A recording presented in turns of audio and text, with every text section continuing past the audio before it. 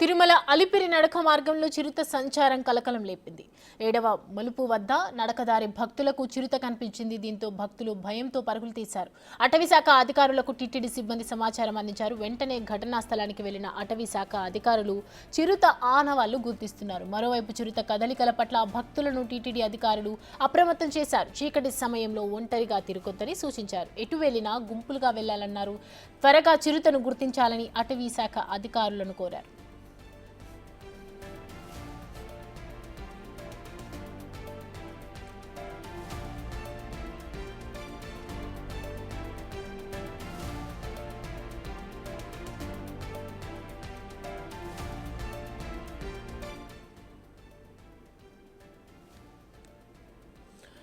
తిరుమల అలిపిరి నడక మార్గంలో చిరుతపులి సంచారం కలకలం రేపుతోంది.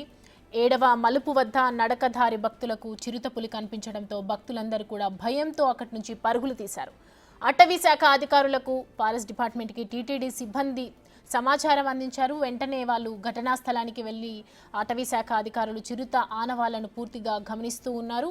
ఇక మరోవైపు చిరుత కదలికల పట్ల భక్తులను టీటీడీ అధికారులు అప్రమత్తం చేశారు. అక్కడి నుంచి తరలించడం జరిగింది. ఇక చీకటి సమయంలో ఒంటరిగా తిరగొద్దని కూడా సూచనలు కొన్ని జారీ చేశారు. ఎటు వెళ్లినా కూడా గుంపుగా వెళ్లాలని ఆదేశించారు ఫారెస్ట్ అధికారులు. ఈ అంశానికి సంబంధించి పూర్తి డీటెయిల్స్ మా ప్రతినిధి దామోదర్ అందిస్తారు. దామోదర్, సౌమ్య, తిరుమల శ్రీవారి నడక మార్గంలో నిన్న సాయంత్రం 7:30-8 గంటల సమయంలో చిరుతపులి కదలికలు కనిపించాయి.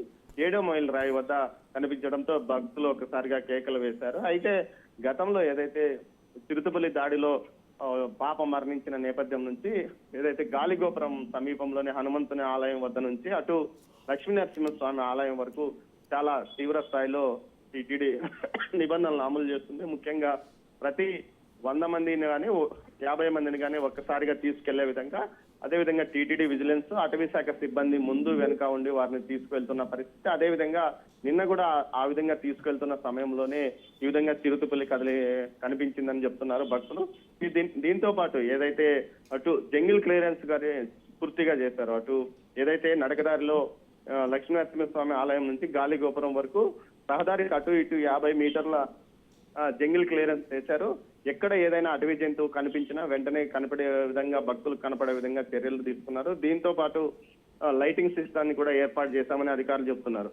ఈ నేపథ్యంలోనే చిరుతపులి కదలికలు కనిపించినా అది దాడి చేసేంత విధంగా ఉండకుండా చర్యలు తీసుకున్నామని టీటీడీ ఫారెస్ట్ తో పాటు అటు రాష్ట్ర అటవీ శాఖ అధికారులతో పాటు టీటీడీ విజిలెన్స్ చెప్తున్న నేపథ్యంలో చిరుతపులి కదలికలు ట్రాక్ కెమెరాలు లభించాయి. దీంతో పాటు ఎక్కడికైతే లెపర్డ్ సెర్చ్ టీం ఎప్పటికప్పుడు తనిఖీలు నిర్వహిస్తుంది. ఈ విధంగా భక్తులకు ఏ విధంగా ఇబ్బంది లేకుండా చర్యలు తీసుకుంటామని చెప్తున్నప్పటికీ చిరుతపులి అయితే అప్పుడప్పుడు కనిపిస్తున్న పరిస్థితి. నిన్న సాయంత్రం కూడా కనిపించింది. దీంతో భక్తులు కేకలు వేయడంతో అటు ఫారెస్ట్ తో పాటు టీటీడీ అటవీ శాఖ సిబ్బంది అక్కడికి చేరుకొని గాలింపు చర్యలు చేపట్టారు. అయితే అప్పటికే అది లోతట్టు ప్రాంతంలోకి వెళ్లిపోయినట్లు తెలుస్తుంది సౌమ్య. మొత్తం మీద అయితే పూర్తి స్థాయిలో అటు భక్తులకు రక్షణగా టీటీడీ విజిలెన్స్ సిబ్బందితో పాటు లెపర్డ్ టీము, సెర్చ్ టీములు ఎప్పటికప్పుడు అండగా ఉంటాయని టీటీడీ చెప్తోంది Soumya. Thank you for the details Damodar.